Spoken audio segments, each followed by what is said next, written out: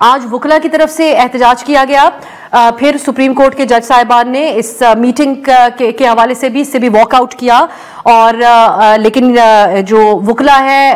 ان کی ایک حد تک انہوں نے اپنا احتجاج تو ریکارڈ کروا لیا، لیکن ان کے موقف ہمارے سامنے ہی ہے۔ اجلاس بھی ہو گیا، جج صاحبان کا تقرر بھی ہو گیا، اور جیسا کہ ہم نے ابتدائی میں بتایا، اسلام آباد ہائی کورٹ کے جج صاحبان کی جو ریپرزنٹیشن تھی وہ بھی آج مسترد ہو گئی۔ آپ کس طرح دیکھتے ہیں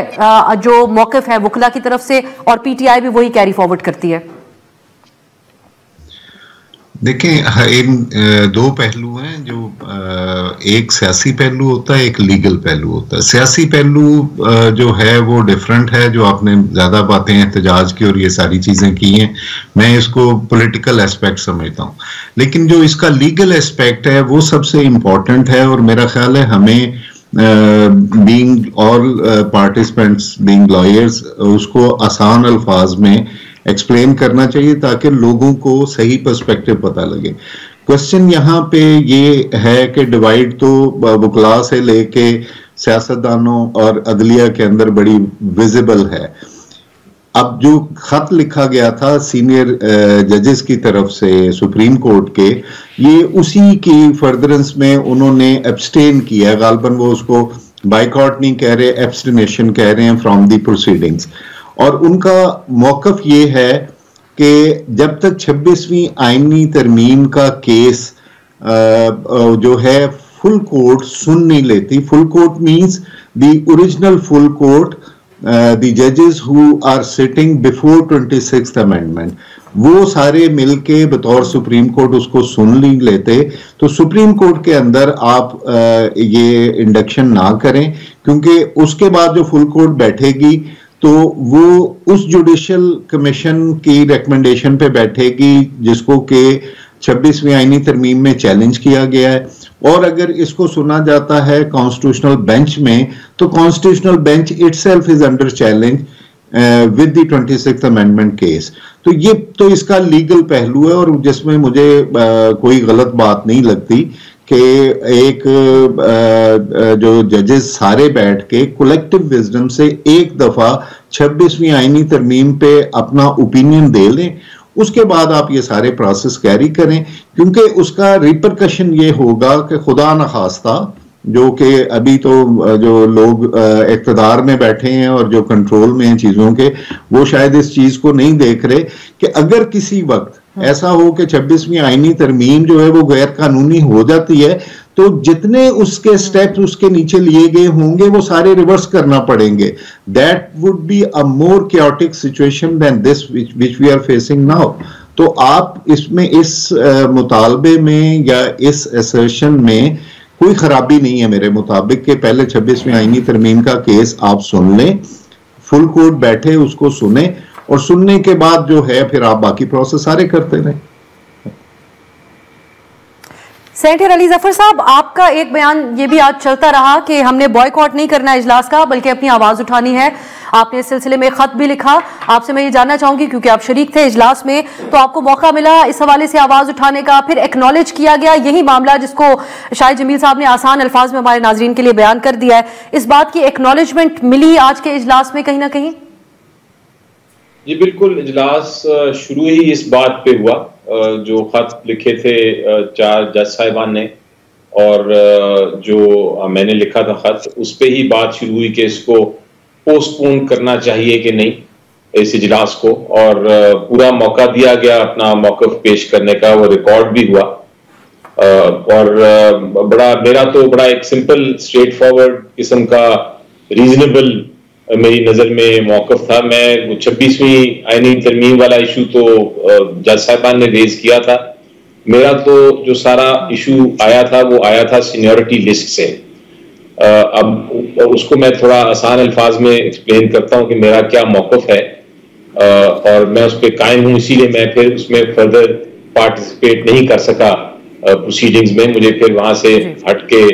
باہر آنا پڑا، اور وہ میرا موقف یہ ہے کہ ٹرانسفر ہوئے 3 جج صاحبان اسلام آباد ہائی کورٹ، وہ ٹھیک ہے آئین میں لکھا ہے آرٹیکل 200 میں کہ وہ ٹرانسفر ہو سکتے ہیں اپنی مرضی سے، وہ ٹرانسفر کر دیے گئے، ایک بلوچستان سے، ایک لاہور سے اور ایک سندھ سے۔ اب وہ جب ٹرانسفر ہو گئے تو سوال پیدا ہوتا ہے کہ ان کی سینیورٹی، وہ جو ایگزسٹنگ ججز تھے، جو اوریجنل ججز ہیں اسلام آباد ہائی کورٹ کے، ان سے آگے آتی ہے، ان سے اوپر آتی ہے یا نیچے آتی ہے؟ وہ اس پہ مختلف رائے ہیں. میری رائے یہ ہے کہ ان کی جب انہوں نے اوتھ لیں گے اسلام آباد ہائی کورٹ کی، تو ان کی سینیورٹی تب بنے گی. اس لیے وہ نہ تو چیف جسٹس کے لیے کنسیڈر ہو سکتے ہیں، نہ وہ سپریم کورٹ کے جج صاحب کے لیے کنسیڈر ہو سکتے ہیں. لیکن دوسری طرف جو جسٹس عامر فاروق صاحب کا موقف تھا، انہوں نے لسٹ جاری کر دی اور انہوں نے ان کو سینئر کر دیا ان میں سے ایک کو، تاکہ وہ سپریم کورٹ کے لیے بھی کنسیڈر ہو جائیں اور چیف جسٹس کے لیے بھی کنسیڈر ہو جائیں. تو یہ ایک ڈسپیوٹ چل پڑا، جو اس پہ 5 جج صاحبان نے خط لکھا، پھر 4 سپریم کورٹ کے جج صاحبان نے خط لکھا. تو میرا موقف یہ تھا کہ آپ پہلے یہ سینیورٹی کا فیصلہ کر لیں کہ کون سا شخص، کون سا جج سپریم کورٹ کے لیے یا چیف جسٹس کے لیے نامینیٹ ہو سکتا ہے اور کون سا نہیں ہو سکتا اپنی سینیورٹی کے مطابق، اور پھر اس کے بعد یہ فیصلہ کریں جو میٹنگ میں فیصلہ کرنا ہے اپوائنٹمنٹس کا. کیونکہ جلدی کیا ہے، یہ چیز ایسی کنٹروورسی ہو گئی ہے، ایک ایسی مخالفت ہو گئی ہے جس کا بہتر علاج یہی ہے کہ آپ فیصلہ کر لیں جوڈیشل سائڈ پہ کہ سینئر کون ہے، اور پھر اس کے بعد یہ آگے معاملہ چلائیں میٹنگ کا اور اپوائنٹمنٹس کا. تو یہ میں نے موقف پیش کیا. علی ظفر صاحب، آپ نے جی یہ بھی فرما دیجئے، اس اجلاس سے آپ نے اور بیرسٹر گور صاحب نے واک آؤٹ کیا یا آپ نے الفاظ ابھی استعمال کیے کہ پھر ہمیں باہر آنا پڑا، تو وہ آپ کا احتجاجاً واک آؤٹ تھا؟ جو 2 جج صاحبان تھے ان کی طرف سے بھی کیا اس کا واک آؤٹ تھا یا انہوں نے بھی اس سے فاصلہ اختیار کیا آج کی میٹنگ سے؟ جی، انہوں نے بھی یہی واک آؤٹ ہی کیا، اور انہوں نے کہا کہ ہم اس پروسیڈنگز میں ہم مزید نہیں شرکت کر سکتے. اور یہی ایک طریقہ کار ہوتا ہے جب آپ کی ایک اصولی آپ نے موقف لیا ہو اور وہ موقف نہ آپ کا مانا جائے تو پھر آپ اس پروسیڈنگ میں پارٹیسپیٹ نہیں کر سکتے. انہوں نے بھی یہی کہا، انہوں نے اپنے موقف کے مطابق پارٹیسپیٹ نہیں کیا. ہم نے جو موقف لیا تھا ہم نے اس کی وجہ سے پارٹیسپیٹ نہیں کیا. لیکن چونکہ جے سی پی کے پاس اس وقت وہ کورم موجود تھا تو انہوں نے اپنی کاروائی چلتی رہی ان کی، اور انہوں نے اپنے جج صاحبان کو کر لیا اپوائنٹ. مجھے ذاتی طور پہ بھی اور میرا خیال ہے کسی بھی ممبر جو جے سی پی کا ہے اس کا کوئی شخصیات سے کوئی تعلق نہیں کہ کون جج کس طرح ہوتا ہے. میرا تو کم از کم اصول کے اوپر ایک موقف ہے کہ آپ پہلے فیصلہ کریں کہ کون سینئر ہوگا، جو بھی سینئر ہوگا اس کے بعد اس کو کنسیڈر کریں چیف جسٹس کے لیے بھی یا سپریم کورٹ کے پوائنٹ کے لیے بھی. تو یہ ہے پوزیشن. آپ کا نقطہ سینیورٹی اصول کے اعتبار سے ہی تھا. جی میں اگر آپ کی اجازت ہو میں حافظ صاحب کو بھی جی آپ مکمل کر لیں علی ظفر صاحب. جی میں کہنے لگا تھا کہ جو جج صاحبان اپوائنٹ کیے ہیں وہ بھی ایک پرنسپل کے تحت ہی کیے ہیں. سینئر موسٹ ہیں، چیف جسٹسز ہیں اپنے اپنے ہائی کورٹس کے، تو وہ تو اس حد تک مجھے کوئی اعتراض نہیں ہے. مجھے اعتراض صرف اس ایشو پہ تھا جو اسلام آباد ہائی کورٹ کا معاملہ ہے. اگر اسلام آباد ہائی کورٹ کا معاملہ نہ ہوتا تو ہم پوری طرح پارٹیسپیٹ کرتے اس پروسیڈنگ میں. ٹھیک حافظ صاحب، اب یہ موقف ہے ایک تو سینیورٹی کا جو معاملہ ہے اس کو موضوع بنا آج اس کے اوپر اسی نقطے کے اوپر بات کی ہے علی ظفر صاحب نے، لیکن جو ایک عمومی موقف آج وکلا کا ہے کہ پہلے 26ویں ترمیم کو دیکھیں، یہ نہ ہو بعد میں اگر وہ ریورس ہوتی ہے پھر کیا ہوگا اس سارے سسٹم کا جو اس کے بعد ایک تشکیل دیا جا رہا ہے. تو اس میں کیا حرج ہے؟ یہ ایک تو 1 پوائنٹ ایک نقطہ ہے وکلا کا. بسم اللہ الرحمن الرحیم. اب سب بات اس میں بڑی سمپل بھی ہے، سیدھی بھی ہے، اور ہم سارے انوسنٹ نہیں ہیں. بات یہ ہے کہ کیا پاکستان کی پارلیمنٹ کو کانسٹیٹیوشن امینڈ کرنے کا اختیار ہے؟ بالکل ہے. کیا پاکستان کی کانسٹیٹیوشن کے اندر پارلیمنٹ کو یہ پریروگیٹو نہیں دیا گیا کہ سوائے جو آرٹیکل 227 کے اندر لکھا ہوا ہے اس کے علاوہ پاکستان کے کسی کانسٹیٹیوشن پروویژن کو امینڈ بھی کر سکتی ہے، نئی بھی بنا سکتی ہے اور اس کے اندر چینجز بھی کر سکتی ہے. اب یہ ہے کہ پاکستان کی پارلیمنٹ نے 21 اکتوبر 2024 کو ایک امینڈمنٹ کی اور وہ زیادہ آپ کی جوڈیشری سینٹرک امینڈمنٹ آئی ہے، جس کے اندر آپ کی سپریم کورٹ کے فنکشنز کو ری ڈیفائن کیا گیا ہے. اس کے اندر پاکستان کے چیف جسٹسز کی اپوائنٹمنٹ کا ایک پروسیس ہے، جس کے اندر پاکستان کی سپریم کورٹ کے ایلیویشن آف ججز کا ایک پروسیس ہے. یہ وہ 3 میجر ایریا ہے. اب اگر ان 3 میجر ایریا، اگر ان تینوں باتوں کو ہم مان لیا جائے کہ یہی وہ 3 میجر ہے، تو دنیا بھر کے اندر یہ صرف انڈیپینڈنس آف جوڈیشری کا کرائیٹیریا نہیں ہے. انڈیپینڈنس آف جوڈیشری کا کرائیٹیریا صرف ایگزیکٹو کی اپوائنٹمنٹ کرائیٹیریا نہیں ہے.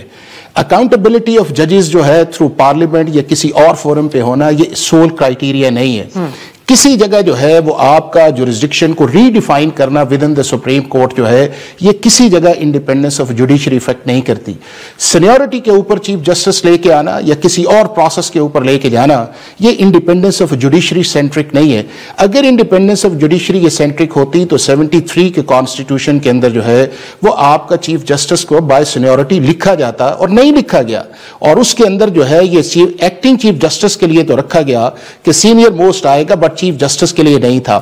اب یہ ہے کہ یہ سلسلہ سٹارٹ کہاں سے ہوتا ہے؟ سٹارٹ ہوتا ہے آپ کا 96 کے الجہاد ججمنٹ کے اوپر, جب سپریم کورٹ نے جو کانسٹیٹیوشنل پروویژنز تھیں ان کے اوپر اوور کم کر کے کانسٹیٹیوشنل ڈومین کے اندر جا کے ایسے ایریا کے اندر گئے جو ان کا ہے نہیں تھا. کہا گیا کہ جی چیف جسٹس جو ہے وہ سینئر موسٹ ہونا چاہیے, اور 2010 تک جتنی دیر تک 18ویں ترمیم نہیں آئی تھی کانسٹیٹیوشنل پروویژن نہیں تھی, لیکن ججز ججمنٹ کا سہارا لے کے وہ ججز آتے گئے, ججز اپوائنٹمنٹ ہوتی گئی. جب پارلیمنٹ نے 18ویں ترمیم کے اندر ان ججز کے ایشوز کو سیٹل ڈاؤن کرنے کی کوشش کی تو 19ویں ترمیم کا کہا گیا کہ آپ لے کے آئیں. اس کے بعد پاکستان کی سپریم کورٹ جو ہے وہ جوڈیشل ایکٹیویزم سے نکل کے کانسٹیٹیوشنل اوور ریچ کی طرف اس نے اپنا ایک جرنی شروع کیا. اب جرنی شروع کیا, اب جتنے بھی ہمارے یہ دوست ہیں اس کے اندر ایک پرنسپل واضح ہے, آپ کو قانون اچھا لگتا ہے یا نہیں اچھا لگتا, آپ کو امینڈمنٹ اچھی لگتی ہے نہیں لگتی, جتنی دیر تک وہ امینڈمنٹ پارلیمنٹ ریووک نہیں کرتی, امینڈ نہیں کرتی یا ریورس نہیں کرتی یا عدالت نہیں کرتی, اتنی دیر تک وہ آپ کے قانون کا حصہ ہے. اب وہ تو ایک حقیقت کے طور پر نہیں, اب آ گیا نا, نہیں چھوڑے نا, اسی پہ آتے صرف کہتی ہوں آپ